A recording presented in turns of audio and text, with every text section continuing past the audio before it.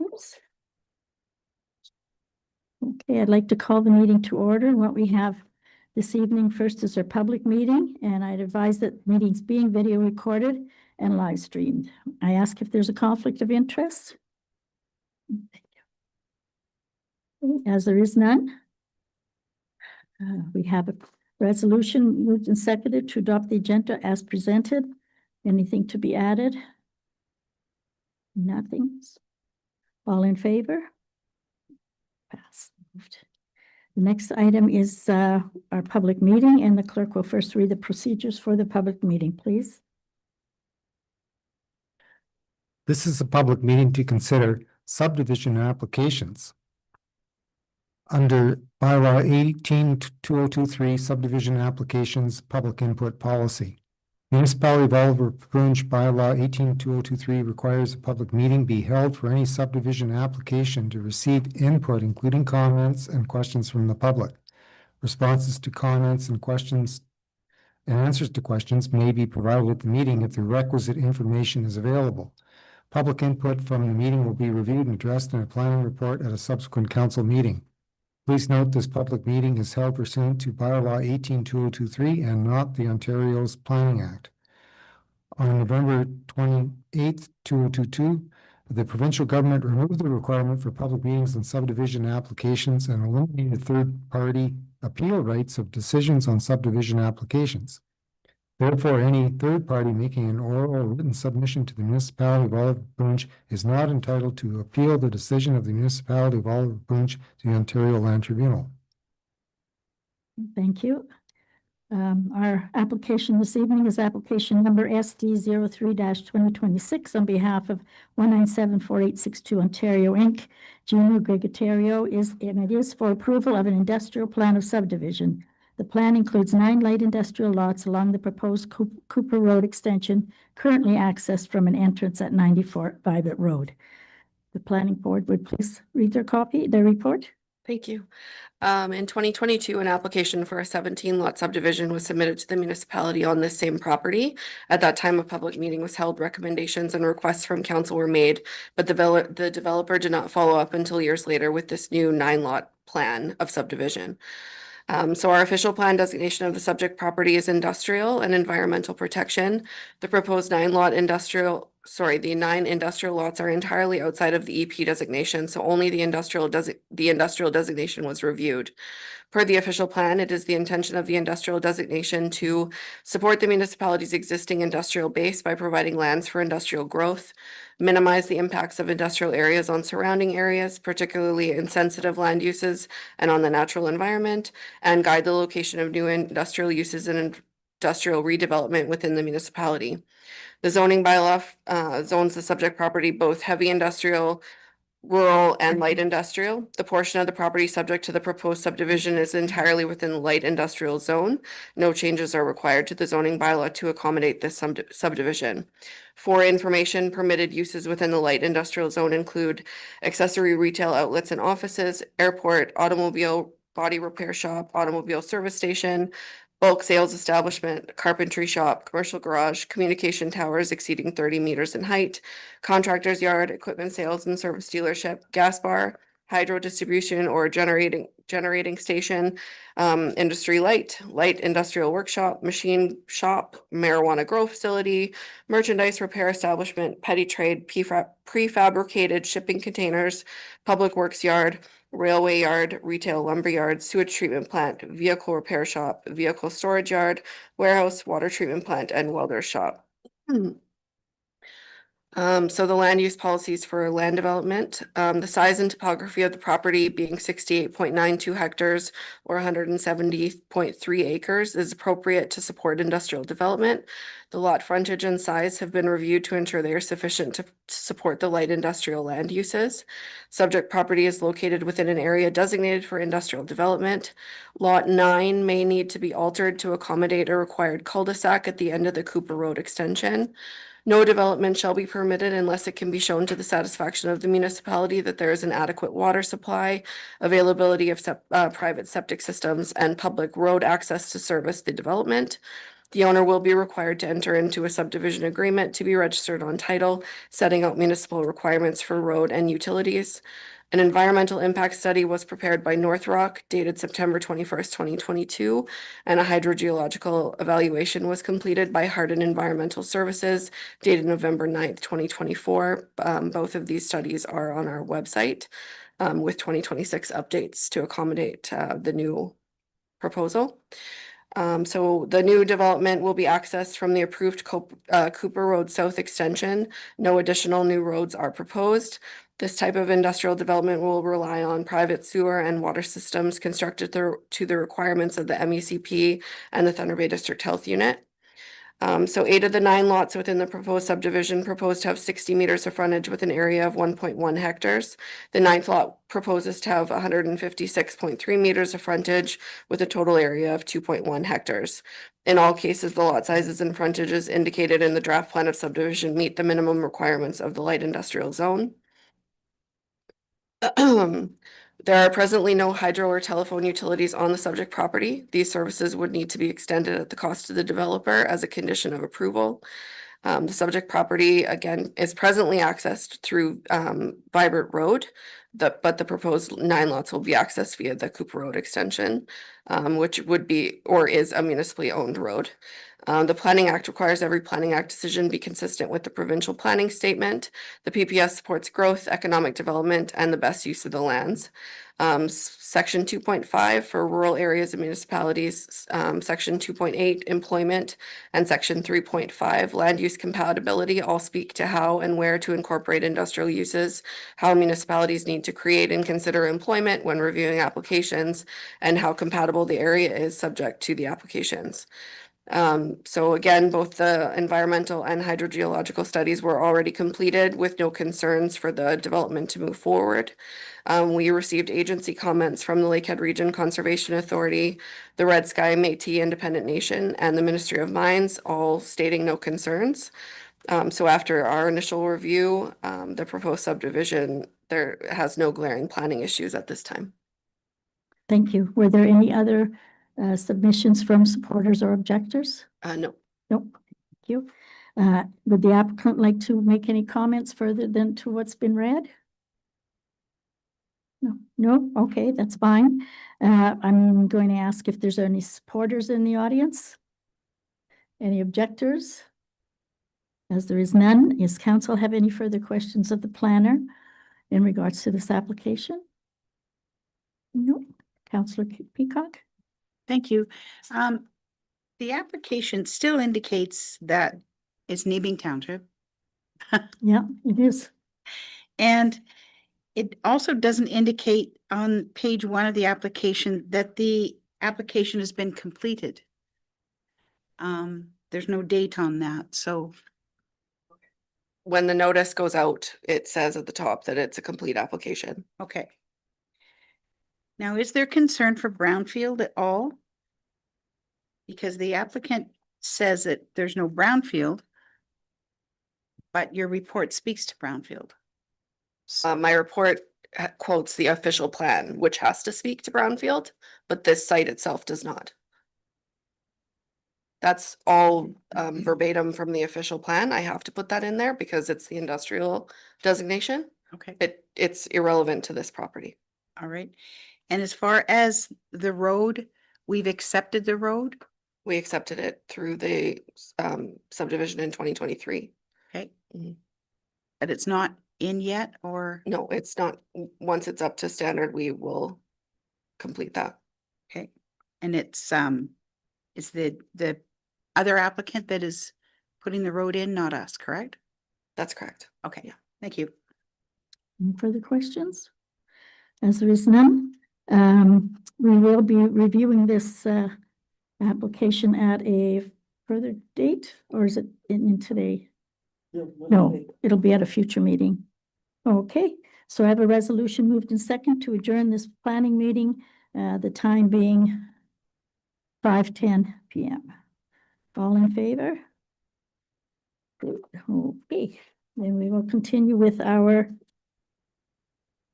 council meeting agenda.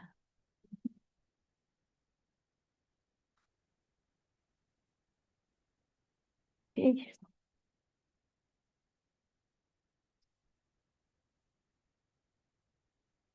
I will call the meeting to order and advise that the meeting is being video recorded and live streamed. I ask if there's a disclosure of interest.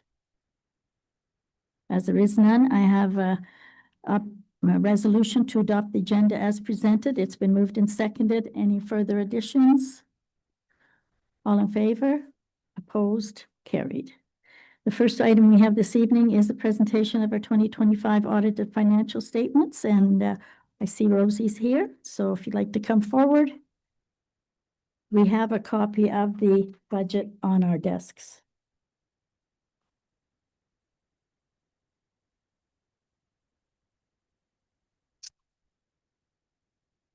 Okay, it's all yours. Very much. Thank you for coming this evening. Thank Yeah. you very much.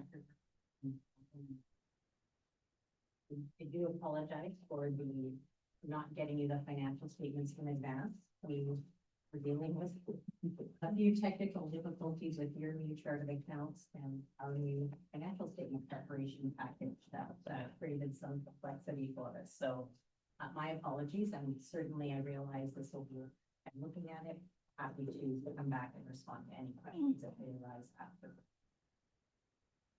Taking a look at the first page right after the title page, this is the statement administrator.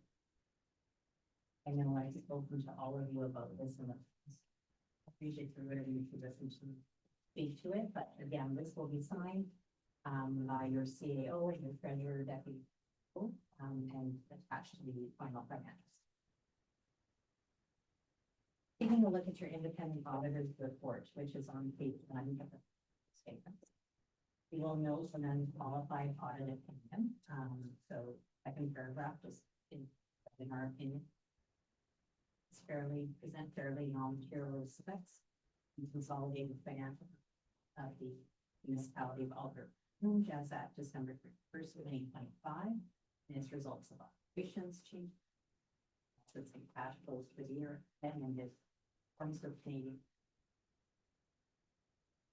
If you recall, last year we did have a qualification in your finance by virtue of the fact that we're a year later in adopting asset retirement obligations. Right now, that paragraph has been removed. We are just waiting, not just for your municipality, but others that were in the same office advise us whether we still need to just do one more year with that qualification. We are of the opinion that we are. But once we get that okay, then I will know for switching. Sure. We turn to page 3, financial statements. Here's your consolidated statement on your balance sheet at December 31st. Looking at your total financial, that's at the end, just over $12 million. 7 point. You'll see that the biggest fluctuation in your cash and cash equivalents, $1 million as with dollars lost. I know I'm not telling you anything you don't already know, but you have a very significant offer as a result of the land.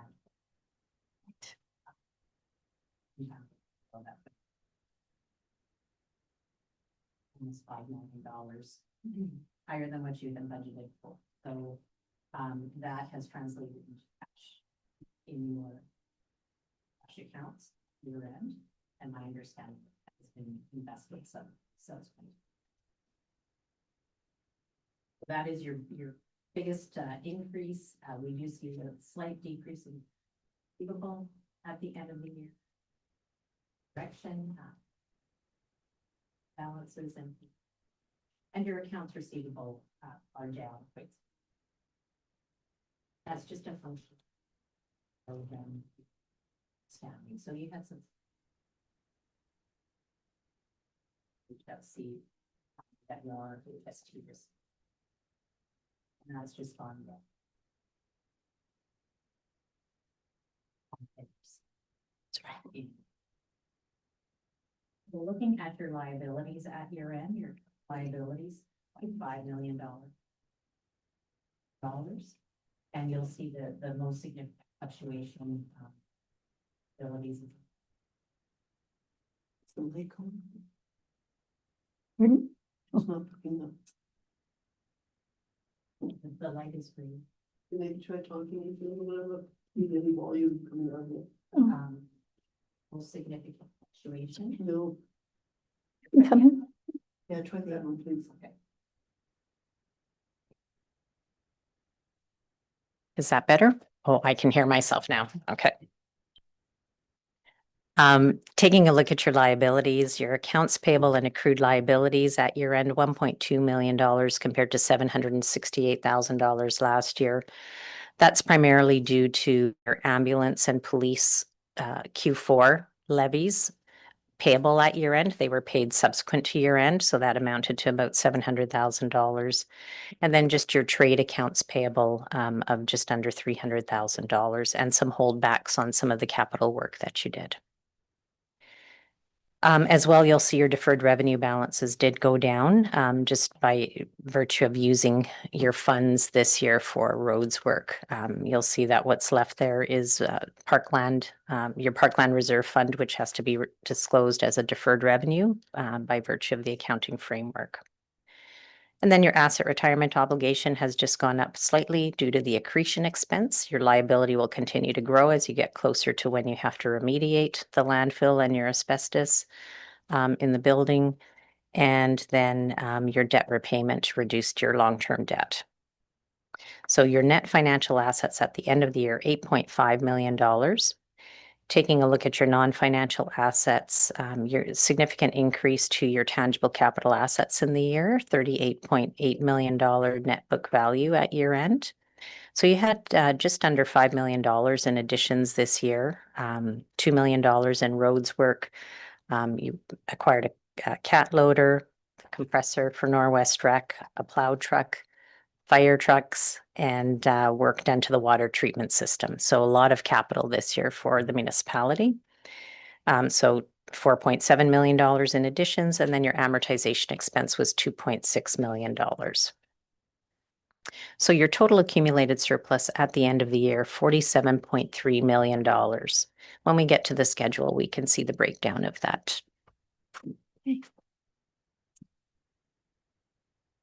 Page 4 is the statement of consolidated, the consolidated statement of operations and accumulated surplus. And I'll speak to the center column, which are your 2025 actual results.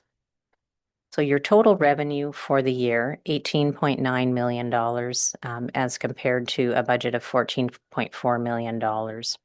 And really the increase, almost all of that increase is due to the landfill tipping fees from Stuart Olson in the year. So you did have, you'll notice a slight variance from your government transfers from the province of Ontario, $2.5 million budgeted, $2.1 million actual, and that's just a result of projects that didn't take place.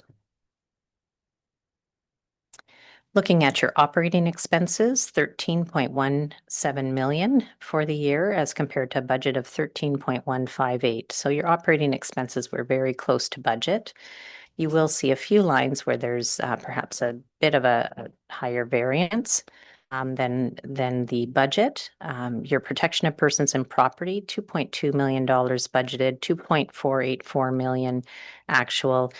Most of that is a result of the police levy being slightly higher than what you'd budgeted for, about $170,000 higher. Included in that was a levy for a new vehicle. So a bit unusual from your regular operating expenses. And then looking at health services, $1,081,000 budgeted, $900,000 actual. That is lower than budget, just as a result of an adjustment that was made for quite an aged accounts payable to Superior North EMS that had not been cleared out. It had been paid but not been cleared out of the account, so that reduced your expense in the current year. We cleaned that up, and that has reduced your expense. Otherwise, it would have been at your budgeted amount. So your net revenue before the loss on disposal of tangible capital assets in the year, $5.8 million. And then you had a small loss on the disposal of your tangible capital assets, and you had quite a number of disposals because you were replacing the equipment. So you disposed of a cat loader, plow truck, a fire rescue truck, and a sander in the year. So when we take that loss into account, your annual surplus for the year, $5.8 million. We add that to your accumulated surplus at the beginning of the year of $41.5 million. And that gets us your accumulated surplus at the end of the year of $47.3 million.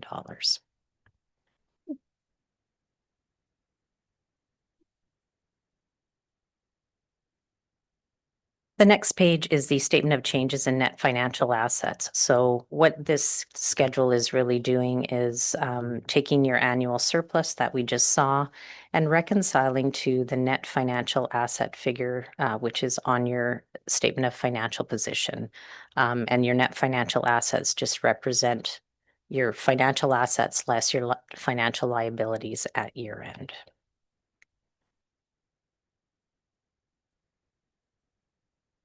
And page 6 is the consolidated statement of cash flows. So this provides you with information about the sources and uses of cash for the municipality in the year.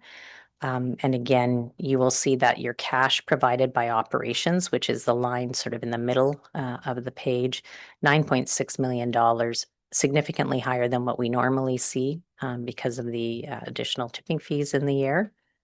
And that cash, that positive cash was used to acquire your tangible capital assets. That's the biggest use of your cash each year, $4.7 million. And then gives you an overall increase in cash for the year of just over $5 million.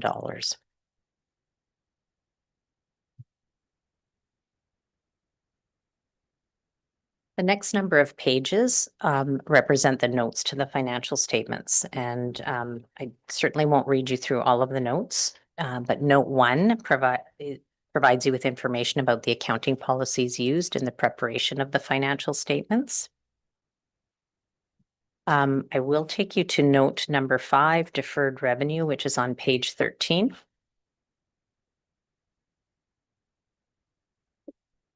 So this gives you a breakdown of what makes up your deferred revenue balances, which represents cash received, funding received with external restrictions that has not been used for the purpose that it's been provided to you as of yet, will be used in the future.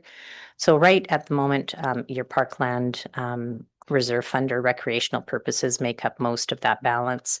In the other category, most of that represents unapplied tax receipts. So you've received funds, they just haven't been applied to ratepayers' tax bills.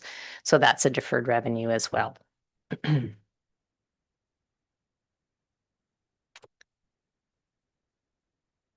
Note number 8 on the next page just provides you with a breakdown of your future debenture payments for the ambulance base, or the principal portion of your debenture payments for the ambulance base, and lets the users know that there is an agreement whereby the rent payments received help offset those payments. Note number 9 on page 15 was a new note last year. So this is your asset retirement obligation note, and really is just providing readers with information about the balances at the beginning of the year. The accretion expense, again, that will continue to go up as you get closer to the time you have to satisfy those liabilities, and then the balance at the end of the year. And then the bottom table is really just showing users that the anticipated time when you'd have to be remediating is well beyond the year of 2030.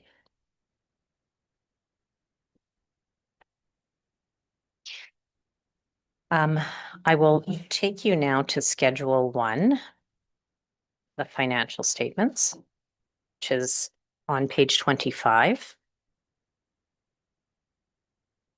So this provides you with a breakdown of the accumulated surplus that we saw on the statement of financial position and the bottom of the statement of operations and accumulated surplus.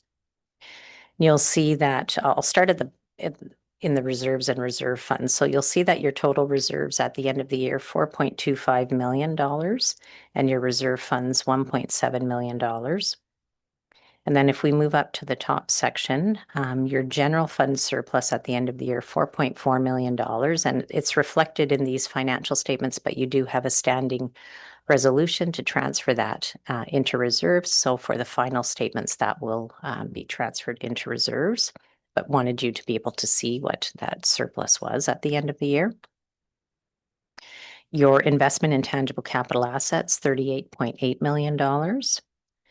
And then your unfunded liabilities at the end of the year are made up of your debt and your asset retirement obligations.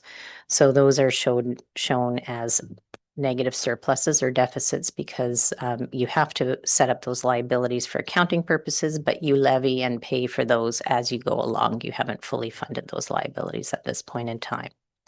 So your total surpluses before your reserves and reserve funds, $41.4 million.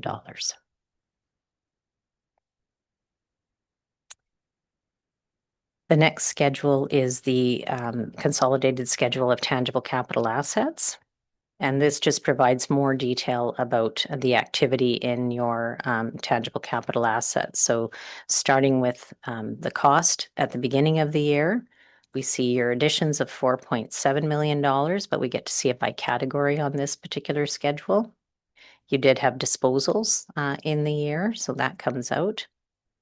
And then the same thing with your accumulated amortization, your balance at the beginning of the year, your amortization expense for the year, and then the accumulated amortization related to the assets that were disposed of. So all of that reconciles down to your net book value of $38.8 million.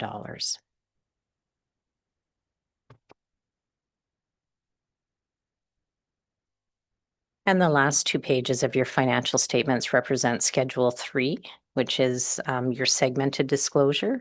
So this is taking all of the information that we saw on consolidated statement of operations, but breaking it out by breaking your revenues and expenses out by function or by department, as well as breaking your expenses out by object. So showing the nature of the expenses by their categories, salaries, materials, etc.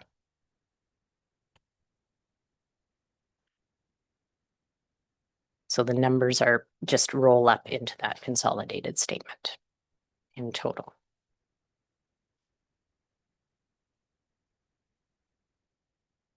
Are there any questions? Councillor Peacock? Thank you. Thanks, Rosie. With regard to, on page 25, I'm not sure if it's a question for you or for John, but it still indicates that we have a reserve fund for the LRCA building, and I believe that was from years ago when we were going to have to put some funds away for a conservation authority building, but then that never happened. So should that reserve fund be closed or that fund be put somewhere else? We have actually gone through this year and we've identified 3 or 4 historic reserves that were set up that we don't think we need to carry anymore. And we'll bring forward at some point a resolution to ask council to close those reserves and move the funds to a proper place. Yep. Okay. Thank you. Yeah.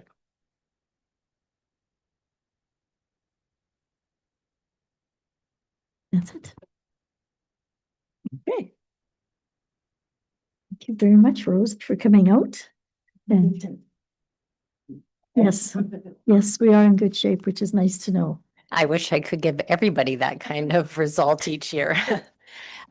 If I may, Your Worship, sorry, I should have mentioned, there were a couple of items that John and Wayne noticed, excuse me, your CAO and your deputy CAO noticed today that won't change your bottom line, but will just change whether an item is in your operating surplus or your reserve. Okay. Not talking the big dollars here, so it will just change where categories are sitting in your accumulated surplus, and we'll make that adjustment. Yes, yes. Campbell?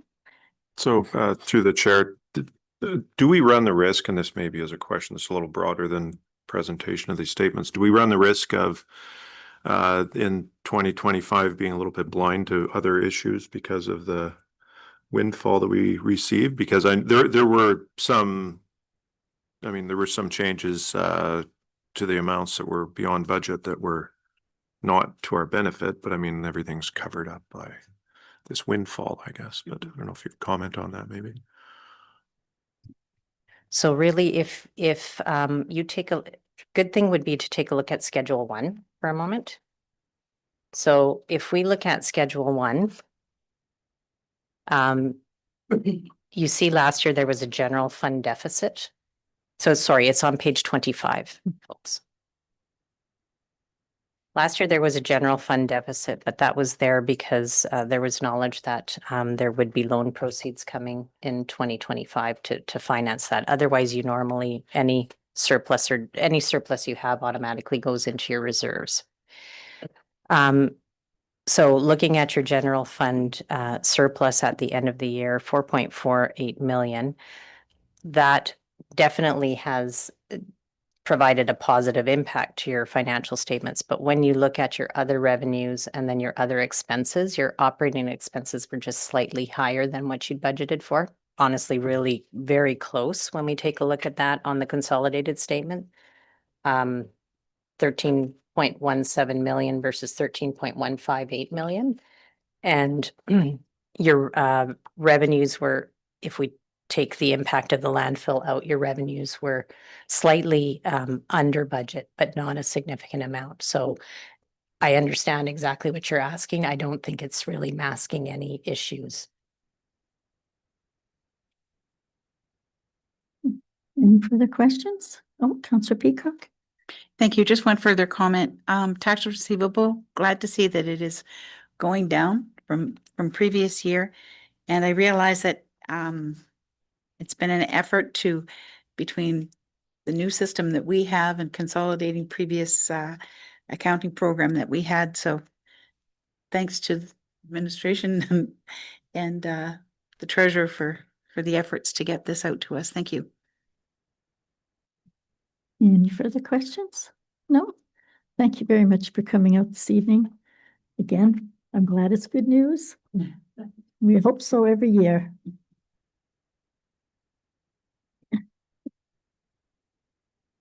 Watch out for the smoke. Okay, next item that we have on our agenda. We have a resolution that's been moved and seconded to go into closed session, the time being 5:33 p.m. It has been moved and seconded. All in favor? Opposed? It's carried. So we'll now take a couple minutes to, if anybody has to leave or whatever, and then we will go into in-camera.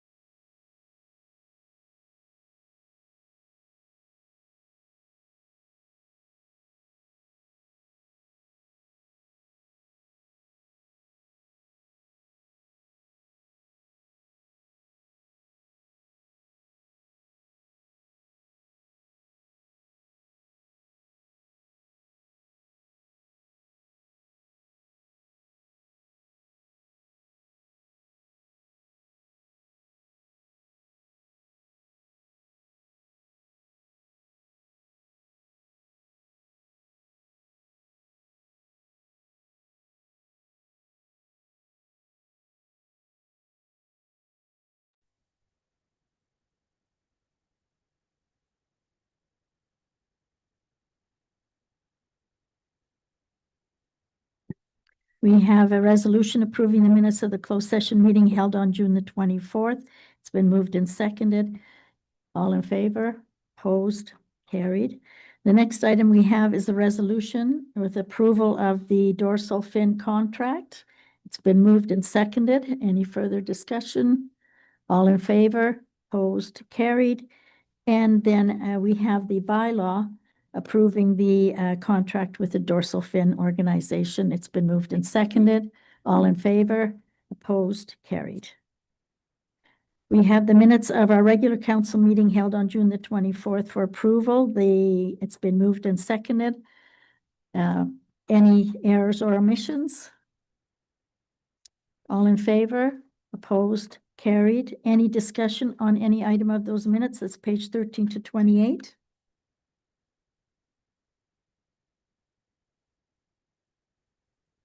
Righty? Mm. Yes. Councilor Calvin, 10 B 10B. on page 11 of 16 or page 23. It was about that motion, that resolution that we had thing, and it went to the Thunder Bay District Municipal League, and they weren't too favorable for it. About the equalization more payments. Of course they aren't, because the North Shore gonna have to pay their way. Yeah. I tried to make my case. I said, not, No, they no, we tried weren't to be- interested. Yeah. No, they're not, because they will be the ones that, they are right now not paying the same as we are. Exactly. So I said this was a hybrid model that they were looking at and possibility of thing, but what can you do? You make your case and they didn't. Oh, I agree. know, yeah. Thank you for trying. Yeah. Appreciate that. Yes, Excuse me. I did send the, on page 21, it says that I had a letter from a resident, with regard to the MTO and WSP public meeting.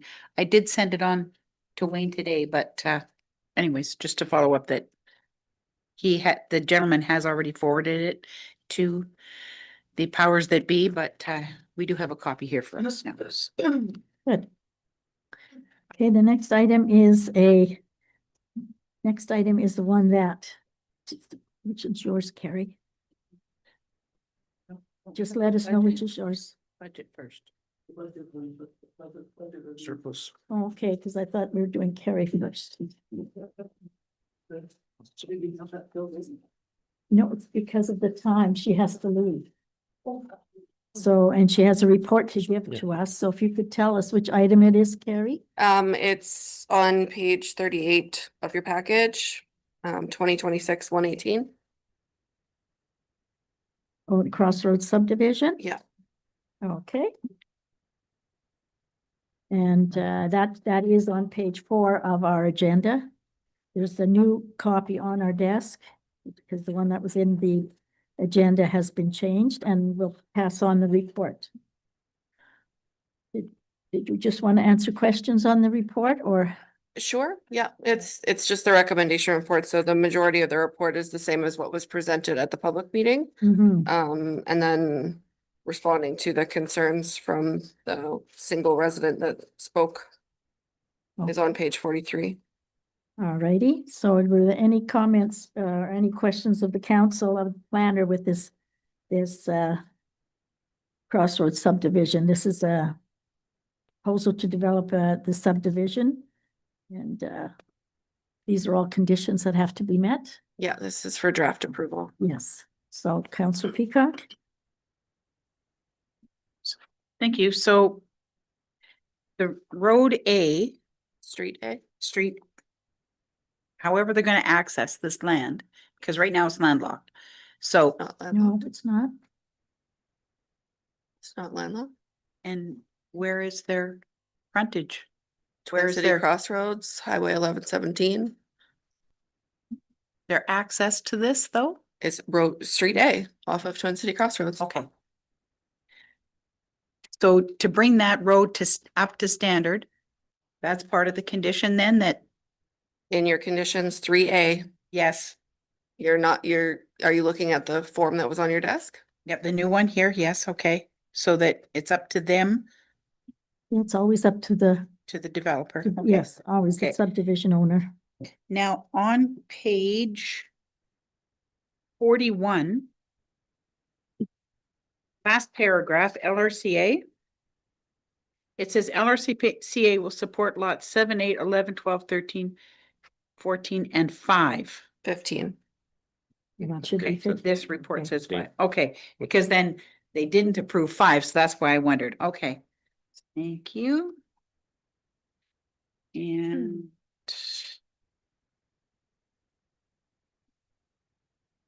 do we have any further comments with regard to Cooper Road North? What's going to happen with that? Condition 8 is written the way that it is so that they have time to deal with MTO. There's a 5-year period for them through draft approval to sort out the MTO. So there was monies put aside in our budget, but I'm just not sure what that was to cover for Cooper Road North. Where it states, none of the 250K in budget 26 will be spent unless there is a subdivision in place. Okay.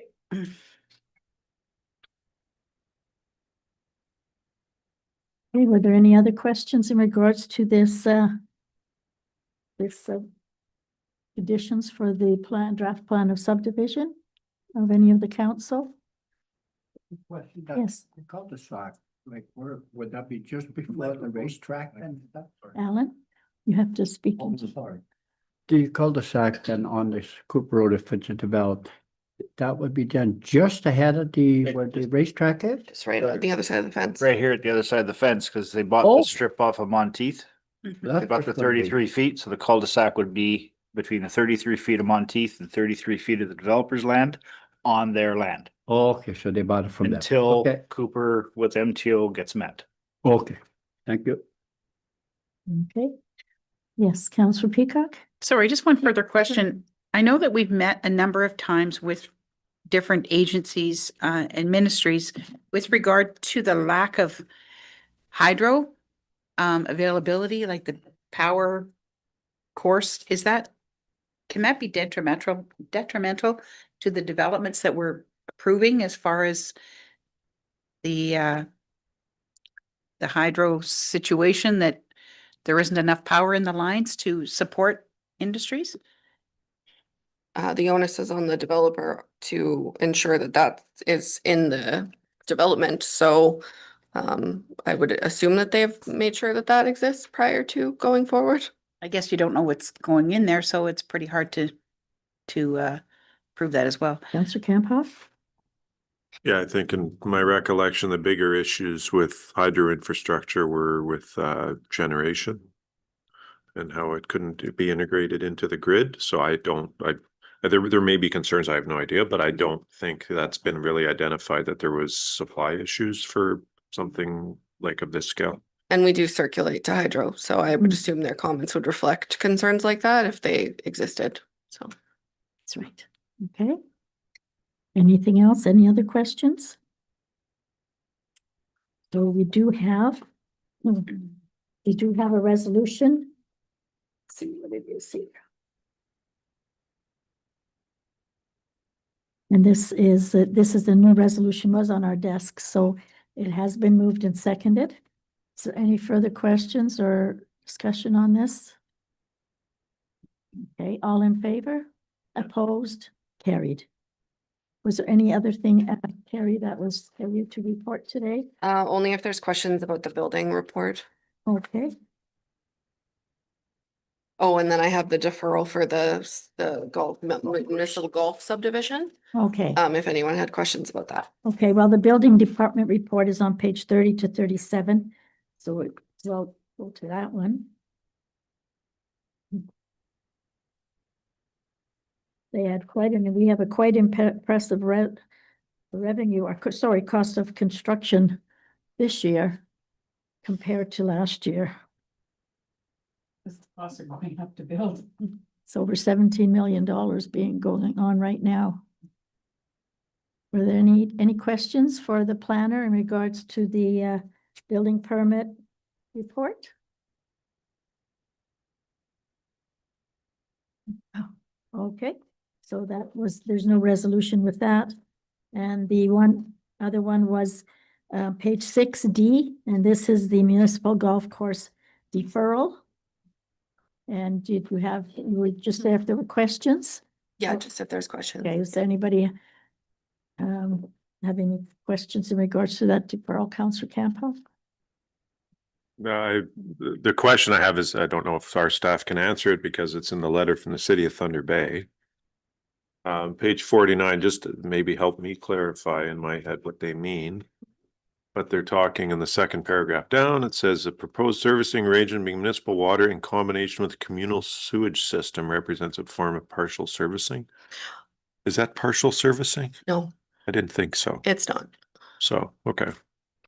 Okay, but it doesn't sound like they're super excited to sign a deal just yet, so. Correct. Yeah, that's why he's deferring it. Any other? Light it up. That's right. So that's just for your information. Yep. Okay, Carrie, thank you very much. Righty, and then we have Fire Department, Sean. Is that the, which ones did we want? No, Sean, I said, Sean, did you have to go somewhere? Nope, okay, well then we'll just go according to the list we have here. Yes, back on schedule. So reports of the 2025 consolidated financial statements and budget surplus. We do have a budget surplus and we would like it to be going to what reserve? Pardon? Working, Our favorite, the working fund, then we'll figure it out from there. that's what I would, And then but is that agreeable to you? It's on page 29. the figure we need to move then is on page 4 of your statements of $5,817,686. Net revenue before under, oh, sorry, that's wrong. It's 5,810,555. We got to take into the account the. I'll put that in. Okay. So that's 55,810,555. 10,555. That's it. And it will be going to the working funds reserve. If that's okay with council. Okay, any discussion? Stone Bridge, working funds? Just to clarify, But working there's- fund reserve is a accounting entry. Oh. It's not actual cash. That's right. It's just a number that showed up on. Any further discussion? All in favor? Opposed? It's been carried. And then we can skip a couple pages and we get to the 2026 to 2030 Province of Ontario Mutual Aid Plan Executive Summary, 54 to 72. And this is for information, which is interesting to read. But any questions of our fire chief? Well, just a comment, as I was reading through there, it's a well-documented paper. Do you see anything that stands out here that would be detrimental to your municipality at all? Or do you see on the opposite side, is there something really good that you're glad you see that's in here? Well, I'm glad too, the firefighter certification requirements Yeah. in there. It will be challenging for the departments that aren't necessarily up to the certification requirements. But I think people are working towards it. There is still a lot of work that has to get done. The appendices, the deployment model and the emergency contact information, I wanted to speak to those. So this, I was gonna bring a bylaw in to get acceptance to follow it. But when you start doing the appendixes, actually what happens is it turns into the Thunder Bay Mutual Aid Plan. So the deployment model needs to get completed in order to write the Thunder Bay plan. That's why there's no bylaw in here. And if you go to, I believe it's page, the deployment, so we're at page 58, I think. 58 of 159 is where it starts. Yes, the deployment model. Yeah. So what has to happen is, and we have to work as a zone, is for each station, I've got to put in who I'm gonna request assistance from and what I'm gonna request from them. So if we just say Intla, for example, my resource option is one gonna be Cam Fire Department for people, Cam Fire Department for a pumper, Cam Fire Department for a tanker, and then it's gotta go through, but I can't just say that, they've gotta be able to provide that service. So there's gonna be some work that has to happen to get this Thunder Bay Mutual Aid Plan in place. I've already spoken to the OFM about it, saying we've gotta get on this to get this done. But we gotta talk as a group because each department's gonna have to do this with who they're gonna call for mutual aid. So I don't think it's a huge job, but there's gonna be some work that has to get done to develop it. So that's a big part of it. And then this emergency contact, which is the second part in the asset report that makes up the Thunder Bay plan, that all comes from the profile. So I've already done the profile and submitted it. I referenced in the report about the certification update where they were asking about number of firefighters that certified and all that. That's where this is gonna come into effect. And I put in the non-municipal participation, so they don't do the profiles. So all of the information in this non-municipal form that they have to fill out, that's basically everything that I put into the profile. So it gives you a sense of what kind of information they're looking for to make this mutual aid plan, the Thunder Bay District Mutual Aid Plan. So your So, plan will be part of the Thunder Bay plan? Or it just falls under the umbrella of the Thunder Bay plan? so the Ontario plan that I gave at the last meeting, that's the umbrella, and then underneath that, each district has a district-specific plan. Oh, okay, so. And that's it's a based on the district. deployment models and the asset information. So, Counselor Viss? Yeah, what bothered me most as I went through here is what happens now, if the fire department calls for mutual aid, which is all proponed, and they have only external firefighting, and it's an internal problem, how do you deal with that? so the deployment model is supposed to capture that. For me to say that I'm not gonna request them for interior attack, I request them Can I for. just stop you there for a minute? My point is, if you've arrived at the scene, and let's use Conmere for example, and you've got there and, there's someone inside, now what? See, that's what concerns me more because the onus is going to be whoever goes there. You see what I'm saying? 100%. So it turns into a moral question, and the incident commander is going to have to make decisions based on what's coming. This deployment model is supposed to give us the tools ahead of time to say that I can't ask for anybody in Quebec because there are no interior attack people in Quebec. So if I need in the Quebec area, I need interior attack people. I don't call Conme. I'm going to call Thunder Bay to come in to that distance. If I need a pumper truck, Conme's got a pumper truck, so I can ask for that. If they've got firefighter ones, then that's what I ask for out of Conme. There's a lot of work to sort this all out, and we all got to be at the table talking. Like when I talked to the OFM about it, I said I need to do this, and I can't do it without sitting and talking to all the partners to say, is this what you can provide? I guess that's my point, everybody really better understand because this changes the whole scenario, neighbor helping neighbor, that's gone. It's just all professional stuff now. So, and I found that I said, oh, I'm glad I'm not a volunteer fire department member anymore because what happens when I go there and there's somebody in there, I'm going to go and try and get out. That's just nature. And where does that leave us for liability? And that's the decision that the people have to make on the scene. And Okay. I think this improves our situation. Okay. Because it does, it improves it in the sense that we're putting it on the table, and then we're gonna have to say, well, if such and such fire department, if you've got nothing to offer, then you're not part of mutual aid. So if you can't come and help me, then we're not coming to help you.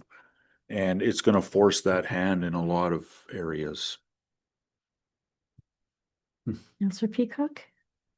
Thank you. When I look at the core services, and that's on page 64 and 65, there are a lot of things that we don't offer, am I correct? That's right. So these are all of the services that are out there. And when we do the profile, I say yes or no based on our enabling bylaw. Okay. Okay, So there's a lot on here that we do not do. That's Yes. I just say, nope, we don't provide that service. Right. Yeah, okay. NA. NA, exactly. yeah. Any other questions about the report? No? Be continued. Okay, the next item we have is the comments on Highway 1117 widening and rerouting project. We have the letter here that was done by administration, and we have a resolution moved and seconded to accept that report and submit it to the MTO and I believe the other company, WSP. Yes, Lucy, wonder, and I think this is well written. Should it go also to maybe the ministry in Toronto? Mr. Tom Compound is just a local leader on this project, but I think we need to go way beyond that. And I think it's a well-written letter, and I thought maybe we could send that to the ministry to Toronto as a copy and say, this is what we're dealing with. You can Is see that the- possible? we can CC it to the premier even, and and the local Kevin Holland to the local Right. representative. They can all get, We could do copies that, of I this. appreciate, because I think it's well written, Yes. and what you put through is our concerns, there's no Mhm. doubt, so. okay, yes. Yeah, we could certainly do that. Thank you. The Minister of Transportation himself directly, and Because all Northern Ontario now is on the hot trot on this 1117, so the more we can put in there, I think it may just help just a little wee bit. yes. Okay, yes. Just wanted to comment that we talked about Conmy last week, so this draft letter was presented to them and their council is supposed to be looking at it this evening, and the clerk indicated to me that likely that council is going to submit something on this project. Wonderful. Okay. So we do have the resolution recommending submission of this letter. Any further discussion? It's been moved and seconded. All in favor? Opposed? Carried. The next item we have is bids and tenders procurement platform. There's a resolution that's been moved and seconded in regards to joining this full platform procurement solution. So I've been through this system with two clients in years previous, and it's a terrific system. You put your bids and tenders out there, and it goes to all over the place. And all people can bid. Yes. Two questions. Number one, is this like a private company that's running this? Bids and tenders thing? Yeah, it's a weird kind of setup, but it's a private company, but it's also connected to AMO. Okay. So Okay, second question is, if it's so great, why are we just hearing about it now? I don't know. I can't speak for previous treasurers why they didn't do it, but we're always looking to improve. And so if we can improve now, we should look at improving the way we do things now. Yeah, there's a cost to it. And we were a member of bids and tenders, but we used it to source tenders that we could adapt to go over for our procurement. Right. This is a procurement site full bore. We were like a visitor, $350 a year or something we Yeah. could pay to look at everybody else's. Ah. It's something. Yeah. It's Councillor Peacock. We'll have to be mindful, should this get approved, to put that additional amount in our budget each year for the license. But which department or which staff would then be responsible to take the training? The training would be, I guess it's a tiered training system. So people responsible for such as myself for approval, and Wayne would take training on the approval process. Other staff would take training on things that are relevant to them. So the AP clerk may take training on it for, tracking contracts. Asset management may take training on preparing tenders, that type of stuff. So it would all depend on the rules. We haven't set the rules yet as we're not. Members. Okay, thank you.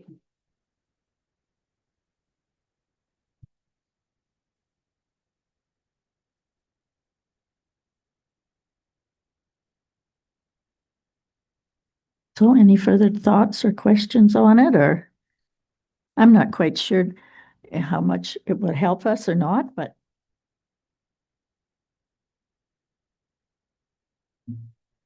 It will get to more people if that helps the municipality. Some of the products, some of the things that happen here happen, for example, our chip sealing, it's just goes to whomever's doing it all along, it doesn't really go anywhere else, but equipment perhaps, and contracts for other, yes, engineering jobs. Yeah, well, John did do some looking into different roofers that are available outside of bidding tenders on our roofing contract, and someone put in a bid that never knew that we did any work out here. So when you go into something like this, there's some vendors out there that aren't aware of our job solicitations. That's the idea. I do know that contractors, whatever field they work in, go and check that out at least once or twice a month to see what jobs pop up that they can bid on. Well, if you're a member of the Thunder Bay Construction Association, you're automatically notified because Thunder Bay Construction Association, for example, will be notified if we post something, and then they can send it out to their members. Mhm. That was up. The other thing it does too, though, is the thing is it allows for better compliance with the procurement bylaw. So there's a process that has to be followed. So if someone submits a bid that's incomplete, they're notified that the bid didn't meet, say they didn't include a WSIB clearance certificate or proof of insurance or something. Yeah. So they're notified that their bid is incomplete. And also the approvals are coordinated all the way along the line. So if something needs, say, Wayne's approval before it can go to the next stage, it won't go to the next stage until Wayne approves it. So that type of stuff, so it helps. Okay, and so, and when, for example, if we get 4 bids on a tender, is this going to increase is it going to come back to council faster, or is it going to be delayed? Because Okay, we like to see it fast in the spring. It should come back faster because part of the service they offer is a bid scoring system. Okay, And if we have multiple criteria, it's scored against those multiple criteria. Or generation should be either, so it should come back. we'd like to Should see come back it fast. faster. It's not faster, but at least we don't want to see things delayed by 2 or 3 weeks just because you're using this process. Yes. I just wanted to comment that the city of Thunder Bay is in this thing, and Meebing's been in it, and the treasurer of Meebing, I was speaking with her, they've been in it before she was hired in 2019. So, and then she says it works well for their big jobs. They get more interest in them and so forth, but they don't put the little stuff on there. If we're going to be painting a building for 20 grand, you don't go here. But if you're paving a road or you're doing a bunch of construction in buildings that is, a couple $100,000, this is where they would try. And the other thing too is it keeps up to date on things like Buy Ontario to make sure we're compliant with rules like that. So when the province changes something or introduces something new, they're up to date on that. So if I don't know that we're going to do this, but say we have to buy a fleet of pickup trucks, right? They will do the Buy Ontario scoring. Mhm. All that kind of stuff will be factored into it for us, so. All right, that'll save us some time. So your thoughts again, we have a this is a resolution. We do have it. It was moved and seconded. Any further discussion? All in favor? Opposed, carried. The next item we have is transfer of town line road allowance to the municipality. This is just a housekeeping item. It happens once in a while.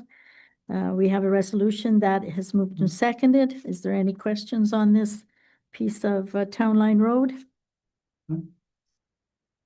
All in favor? Opposed? Carried. And to the next one, we have a resolution that's been moved and seconded that we should develop a bylaw to authorize the use of alcohol in public for consideration at municipally designated outdoor public events. My answer is no. Do you want to know anything more than that? I was going to say, I'm I'm sorry. completely in favor of this or not. There's enough abuse in alcohol systems now. And to encourage that would be against my better judgment. Well, yes, if something happens and somebody's been drinking at a party outside, and we pass this bylaw, we are responsible, liable. Yes, Not only that, I think that the onus is then put on the bartender. So if you have a public event where they're selling liquor and then somebody brings it in, how can you monitor who's had too many?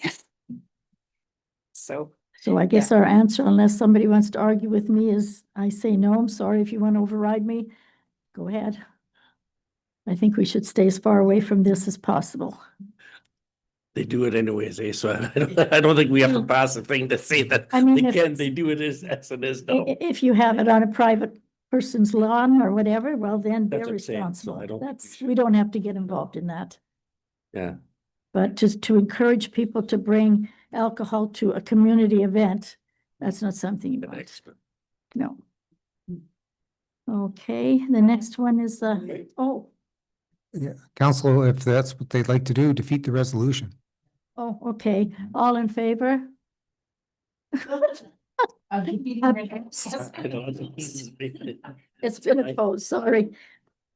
Okay, and then the Oliver Papoon Heritage Park urgent roof repairs. It was given to us separately.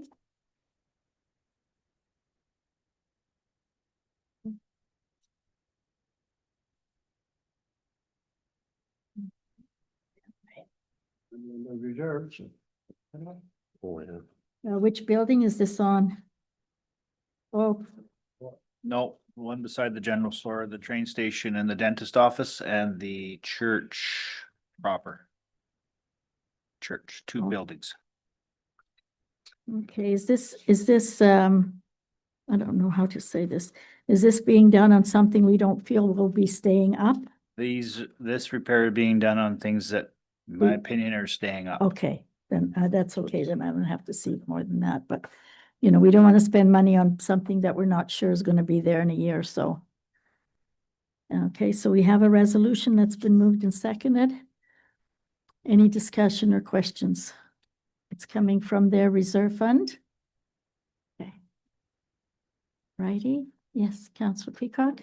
just wondering, is this a local company, this Yes. Bilton? Okay, thank you. Okay, all in favor? Opposed? Carried. Then we have reports of committees, which is the DSEP. Oh, I'm sorry, underneath there, I could hardly see that. You're right. They're displaying a car from the Russ Wansick collection. And we did have this request, gotta be a couple of years ago, I believe, from this same organization. There was that time, if I remember correctly, there was a concern with if the vehicle would be damaged in any way while it was there. The fact that it would be removed from the main collection, which was asked for, or Russ Wansick gave it to the municipality so it could be displayed in the municipality. And the transporting it from one place to the, are we looking for an opportunity to have something damaged on it? So, Councillor Viss? If you read the report, the museum board said they would not be supporting of this, and they Okay. would like to keep, so I would back the Would leave it up to museum them. board and leave it where it is. Okay, so we do have a resolution. And it's been moved and seconded. Will you read the resolution, please? Deny it. Deny it. It's in the report that with respect to report 2026.128, displaying a car from the Russ Wanza collection at the Canadian Lake Cat Exhibition, provided that the Canadian Lake Cat Exhibition ensures the car and meets other conditions put forward by administration, be approved. Been moved and seconded to approve it. I will ask for a vote. All those in favor? Opposed? Oh, a quiet moment there as we consider. And I believe there's another one here too, awarding the RFPQ. Pardon? That's all? That was it? Okay, because there's two numbers here. All righty. Just reports of committees, the DSAB board and the Thunder Bay Health Unit minutes. Bylaw, the one been moved and seconded to acknowledge and the acknowledgement and direction on Town Line Road. All in favor? Opposed? Carried. Adopting the tax rate and set due dates. I don't know if there's any questions on that. It's been moved and seconded. Any questions on that bylaw? All in favor? Opposed? Carried. And again, the tax ratio and tax rate reductions. It's been moved and seconded. The bylaw, all in favor? Opposed? Carried. The Schedule A, was there something else? Oh, okay. All righty. Petitions and communications or action items is a plans to combat the tick-borne diseases is one. The other one is the Heimers Agricultural Society. I did ask the clerk if she would please put a resolution in as we got this action item, because I know every year we do put some advertisement or advertisement in their pamphlet. So the resolution's been moved in second. Is there any discussion on this matter? Yes. Councillor Campoff? Just curious, so is this, I see it's Sorry. it's a provincial form that's filled out by Gillies Township. It's the selling of their tickets. Do they set the fee? Or does the province set the fee? The $3 license fee? Province sets the fee. Wow. Okay, just curious. $3? $3. Apparently buy a stamp for that. Okay, I apologize. This was not advertising in the Heimers Fair. It was the 50-50 tickets if they could sell them. And again, we've allowed that before too. So all in favor? Opposed? Carried. Again, the Rail Safety Week, September 21 to 27th. We do it every year. And so I asked the clerk to please just bring us bring us the resolution. It's been moved and seconded. Is there any discussion on this one? All in favor? Opposed? Carried. And then we have a resolution that's been moved and seconded in regards to Rural Heritage Agricultural Society requesting placement of advertisement in their program book for the fair. 2026 fair. Last year on. $180, same as last year. Yes.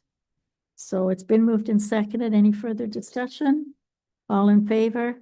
Opposed? Carried. Then we have a resolution of support of the NOHSC's tile drainage funding. It has been moved and seconded and is open for discussion. I would like to support that. Okay. Any further discussion?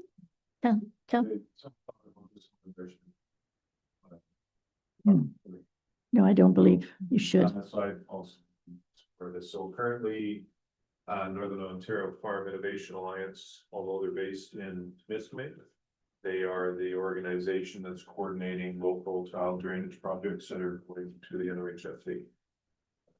Yeah, I always will speak in favor of tile drainage because it's a good thing for both agriculture and the rural economy. And that's very good downsides. Right. It makes what was unusable land usable. Yeah, So there can't be definitely. anything that's better for any further discussion. All in favor? Opposed? Carried. Then we have a request for provincial action on the accuracy of municipal voters lists. We did not put a resolution in here, but they're encouraging prioritization of the review of data in regards to property owners, etc. And then we have the Pennock Village resident landfill punch card request, and that was a letter that was received. It's on page 120, and I will pass it to Wayne. Don't fall asleep. You got to answer this one. What? For the punch card. The request of the people at Pennock Village who would like to have a punch card. Mayor Lucy? Yes. Yeah, Councillor yeah. Gill. I think I left a message on the CO's phone line. I said, I don't think you need to even bother spending that to council waste their time, but anyway, here it is. And the reason why I made that call, I went to that open house and I asked them, I hear a lot of stories how it works, and this went right from their horse's mouth. They purchased a unit, excuse me, between $600,000 and $700,000. Mhm. Then they pay $650 a month maintenance fee. Then they pay between $3,000 and $4,000 in taxes, and then they still pay hydro and heat. So why don't they get a card for the landfill site? Now, I could see, what I didn't understand, does that house not go into my name if I buy it? That remains in James Coley. Well, then if we know that's the system, anytime James Coley comes in for a occupancy permit, you said, here's your landfill site tickets and give it to them. That's for their house. Yes, Councillor Campoff?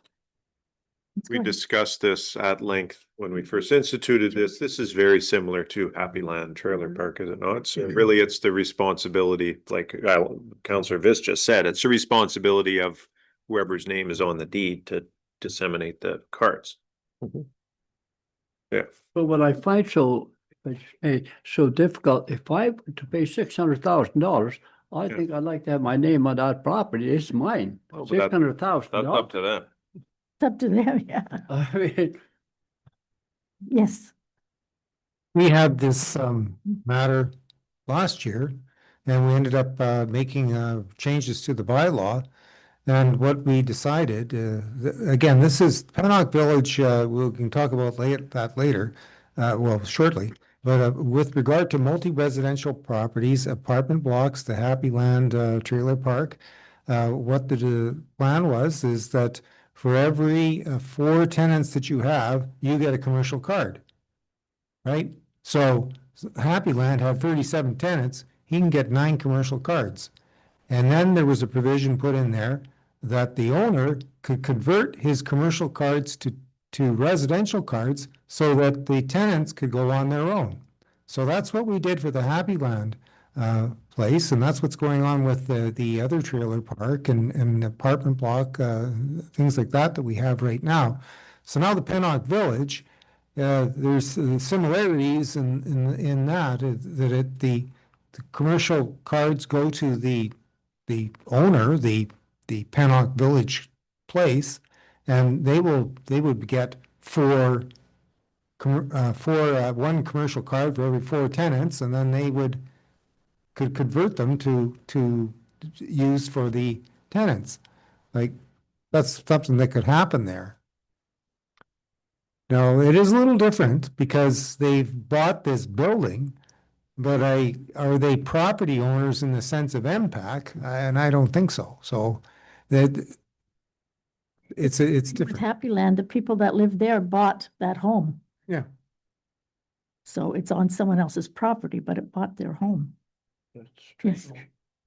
So this is an issue, so has the actual, whoever the landowner is, whether it's the developer or the business, the legal entity that owns the property, have they been issued the cards now? But through the chair, it's not the legal owner, it's not the owner of Pennock Village that's coming in. It's as they get occupancy per unit, they're coming in. Yes. And we've been directing them back to Good. deal with that. So that's an internal problem that shouldn't be our problem. Correct. So the owner should have, of that whole unit thing, should be here already, having gotten at least 1 card. Correct. So the property is commercial or whatever it is. Yeah. The owner is entitled to 1 commercial card. This is very similar to For every 4 units. for every 4 units. This is the third person that's moved in. Yeah. Right? So there is an opportunity. I don't even know if Mr. Coley's got the cards for the original batch that he's due. Again, this is a issue and it's complicated to the very extent that Wayne just talked about. The property is not owned by the people that are writing the letters. By $600,000. Well, that's the way the system works. Sign me up. That's the type of system that is there. That's what it's called, subdivision of condominium. This doesn't seem that complicated. Oh, sure, it's not. No. So I mean, I hope Mr. Grutenborg was directed to go back to, Correct. because it looks like they came in 2 times. Were they Correct. given a different story, different time? I don't know. I wasn't here. when the Gotcha. stories were told. Okay. Or if our office calls you, call Mr. Coley, say, Mr. Coley, would you come in here, straighten it out? These Yeah. people Yeah. are, need this, get that straightened out. Through the chair, it's the same issue in regards to fire numbers in there. Building numbers, Now, how do you right? do that? Because it's on the developer to come up with the building number. We don't know which one's selling first. So Right. when it comes down to municipal address, it's Pennock Village Way or whatever the road is. Yeah. The unit numbers are decided by the owner. I mean, it's up to the owner too. They could go into a system where he has a corner somewhere where he has the garbage bins. Through the Just chair, Throw your garbage in the bin and he will ensure that it gets picked up through the and thrown chair, away. the owner has that opportunity. And I Yes. think that's how it was portrayed in the original advertising of the place, that you wouldn't have to worry about anything. Well, I thought that's what the $650 a month is for. Well, that's why I say you wouldn't want it to be in the middle of the, you know, you don't want a messy place like that, but if you have it in a corner somewhere and you have the bins, they hire a company to come once every 2 weeks or something to empty them, then you don't have to go to the landfill site at all. So I think this is the third one that's got occupancy, and I know that the first 2 I did know, and I turned them the other way. Mhm. So they are all informed now that they need to go to Mr. Coley and, This letter came whatever day it was. I haven't responded to this letter as yet. Nope. okay, well, we will though, and just tell them you have to go to Mr. didn't Coley. yeah. Yeah, He it's a different gives you the system. cards and that's how it works, okay? yeah. Because they're entitled to it. I mean, they're residents and they're paying. Yes. This individual did come in and ask about it, and he was advised, you need to go to the landlord, because that's what it says in the bylaw. So Okay, so he was told. Yeah. Okay. Okay. All righty. Then we have, for information only, the firefighter certification update, the DSAB board minutes, the health unit, conservation authority, Superior North EMS, Rural Ontario Municipal Association, they had the highlights, board meeting highlights, the community benefits charge and parkland, Miller Precast 50-year celebration. I will be going there tomorrow. Just nobody, I'm not representing it, but I will go. I would like to represent them just to Great. bring something. Beefcakes. I don't think so, but Beefcakes. I'll go and get some flowers. there. But anyway. Maybe we could even have a certificate. Would you need something? I could pick something up. Okay, 50 years of service to the community deserves some kind of notification, and I will go tomorrow. I'll come here first. And then correspondence received from Chief Darcy Fleury from the Thunder Bay Police Department. Some potential national interest projects in the North Shield Energy Corridor announcement, military service recognition book. New business. Councillor Calvert. No, just like I said, I went to the municipal league meeting in Scriber on the weekend and it's interesting. And like I say, tried to present our case, which they didn't seem to bite too much on. Other than that, it was a good meeting. Good. Councillor Viss? Yes, you've heard the thumbs up, thumbs down. Well, I have a thumbs up and a thumbs down. Okay, thumbs So, up. Anyway, The good news first. compliments to the road crew for doing an excellent job on Bolton Road. The road was so rough that in the tractor, you would bounce out of the tractor seat if you did not slow down or to a turtle crawl. Now it's like a highway and we can go speeding along. Also, one should recognize our Director of Operation commitment to his job.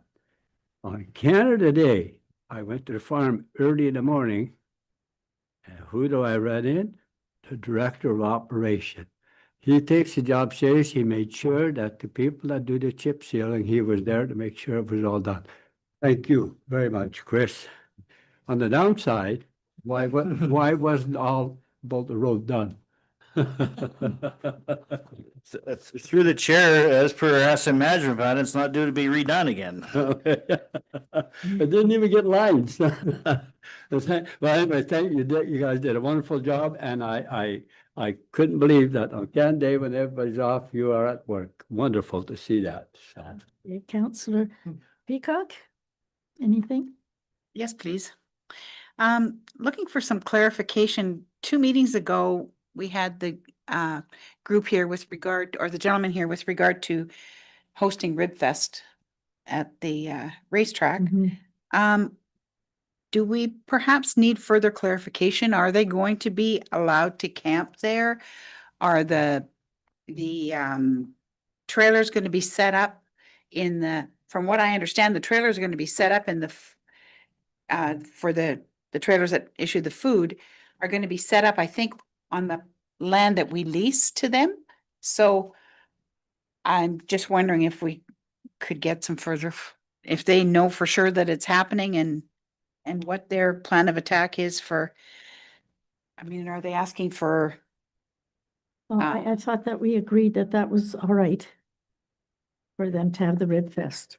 yeah, Is that but okay? just looking for, are we gonna allow, they didn't say anything about camping, and so I just didn't know if that was something that they wanted to do, or I think if they could have a provide us demo. with I further think details of their, The racers all camped there, I believe.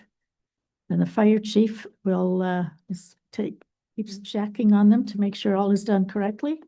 So okay, well, I would think, Donna, I mean, if we allow for the stock car races, why wouldn't you not allow? Yeah. I think that's your standard thing. Whatever function they put on, we should allow them to continue to do the same thing, wouldn't you? yeah, the camping is just, if there's a race event, and perhaps just the little cars isn't exactly a race event, but anyways, just thinking that we need to have further clarification. I've had a request from a resident.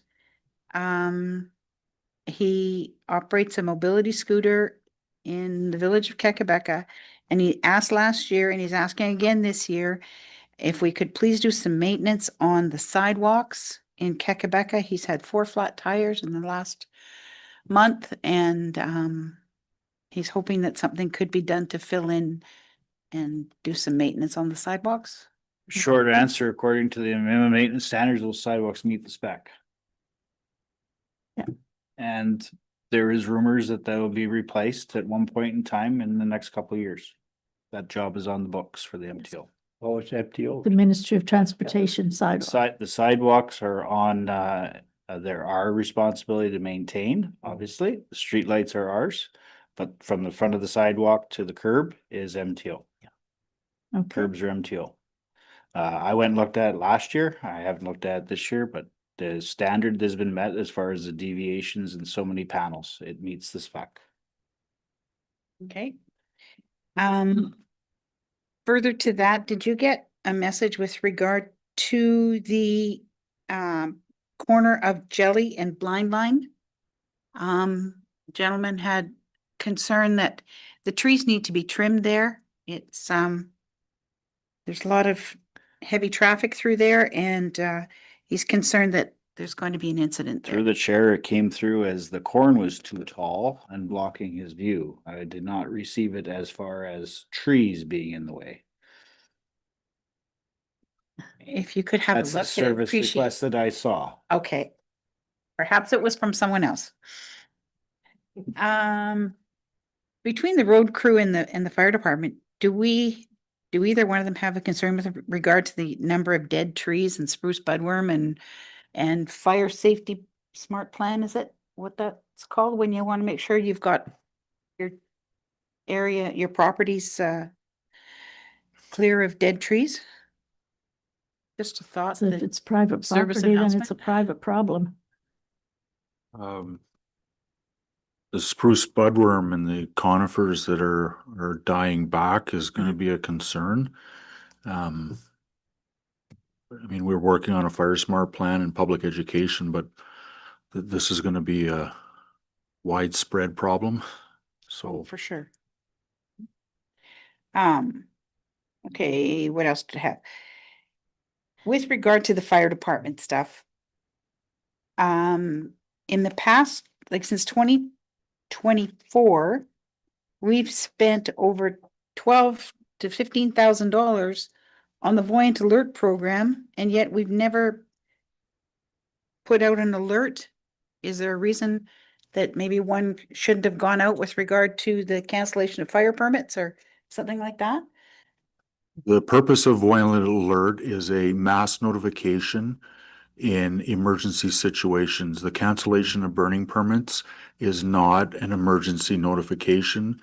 The intent of that is that if there's a fire that's burning down the neighborhood, that I can quickly tell everybody to get out. I think it's a positive thing that we've never had to use it.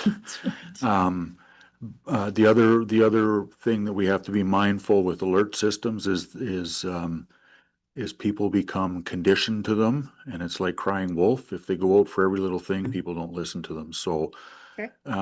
it is money that has to be spent, and I've been in the business of fire prevention for 35 years, and I always say I try to sell you stuff that I hope you never have to use. Voyant Alert falls into that class. It's one of those things we need, insurance, that we hope we never have to use, but if we need it, it's there Gonna be to, wonderful. Yes. Because it was my understanding that if there was a road that was gonna be closed or something like that, that we could kind of section off the plan to say, okay, that anyone who called from, say, Mackey Road, that the road's gonna be closed, that they were gonna be notified, had they signed up for it? Am I wrong in that? no, the notification was for emergency notification. The system does have the capacity to do dump days, water, like all kinds of stuff, but they cautioned us when we did the first session of the risk of making it an everyday event, and people don't listen to it. Okay. Right.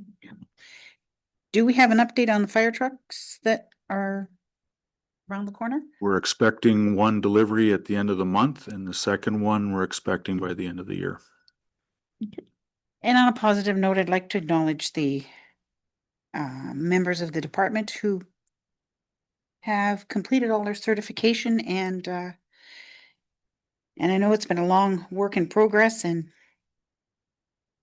we need it to be compliant. So I appreciate that very much. Thank you. Thank you. And I'll just comment to that there was a town hall and just last Thursday, and the fire marshal spoke directly to certification. And I will say I'm very proud of our members for the effort that they put in. I think that we are, I don't want to say one of the few, but we're certainly one of the leaders in being in compliance with certification, which is no minor feat. And it is a testament to the effort that our people put in. Yes. Most certainly. Councillor Campoff? Nothing good or bad. Nothing good or bad? Not a thumbs up or a thumbs down. Yes. go on. Just have one more to add. Part of that town hall was also the announcement of the year 3 of the fire grant. So the application's open, I think, on Thursday, the 16th, and they close September-ish. It is essentially the same grant as last year, $20 million available. It's based on the number of active stations. And they expect, they expect 16,500 per station, Ooh. which means that we are eligible for just shy of $100,000 again. Last year we got just over 102,000. Mhm. It is short of 20 million. But there's a lot of stations out there. So the bucket lists are the exact same as last year. So there's five buckets. 4 of them are cancer prevention, and 1 is lithium ion batteries again. So we are working to put in the application, and I will put in for way more than what we can get, but That's the way to do it. Thank you. Okay, anything else?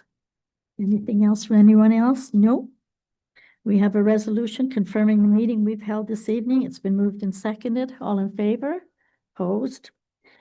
We also have a resolution to adjourn the meeting, the time being, oh, I can't see, 8:34 PM. It's been moved and seconded. All in favor? Oh, I thought maybe somebody'd say no, I'm not. Thank you very much. That's right.